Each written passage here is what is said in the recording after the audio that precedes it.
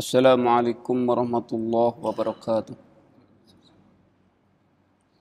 Innal hamdalillah nahmaduhu wa nusalli wa nusallimu ala rasulihil karim, amma ba'du.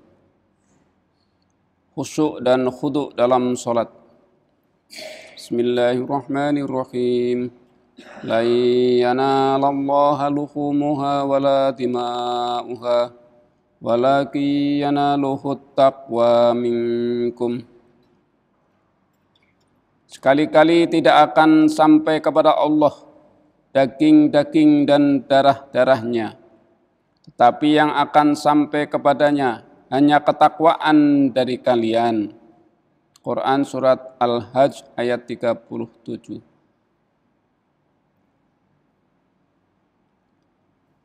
Semakin tinggi keikhlasan seseorang, semakin tinggi pula penerimaan Allah Subhanahu wa taala. Mu'adz radhiyallahu anhu berkata, ketika Rasulullah sallallahu alaihi wasallam mengutusku ke Yaman, aku meminta nasihat terakhir dari beliau. Beliau bersabda, jagalah keikhlasan amalmu. Dengan keikhlasan, amal yang sedikit dapat berpahala banyak.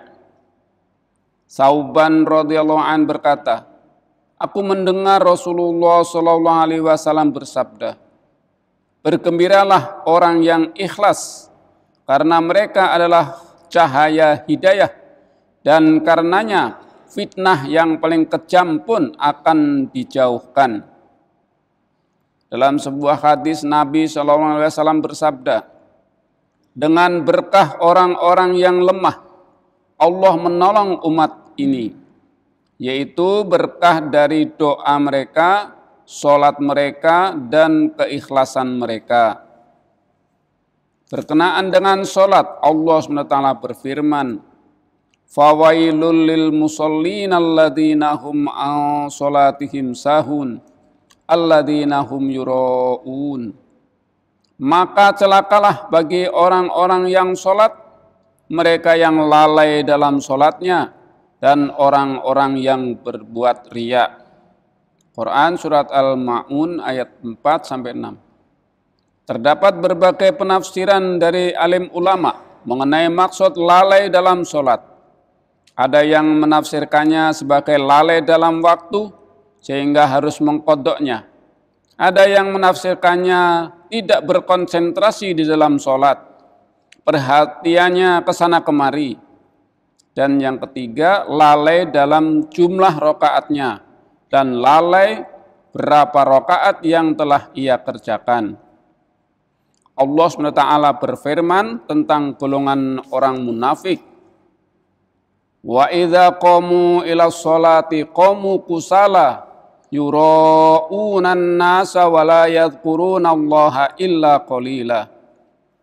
Dan apabila mereka itu berdiri untuk sholat, mereka berdiri dengan malas. Mereka bermaksud riya dengan sholatnya itu di hadapan manusia. Dan tidaklah mereka mengingat Allah kecuali sedikit. Quran surat An-Nisa ayat 142. Demikian tadi telah kita dengarkan tentang pentingnya sifat sholat khusyuk wal khudu'. Semoga Allah SWT memberi taufik kita untuk senantiasa memperbaiki kualitas sholat kita, supaya sholat kita khusyuk wal khudu' dan bersemangat, supaya terselamatkan dari sifat malas, dan juga mengingatkan kepada saudara kita untuk sholat khusyuk, khudu' dan meninggalkan sifat malas.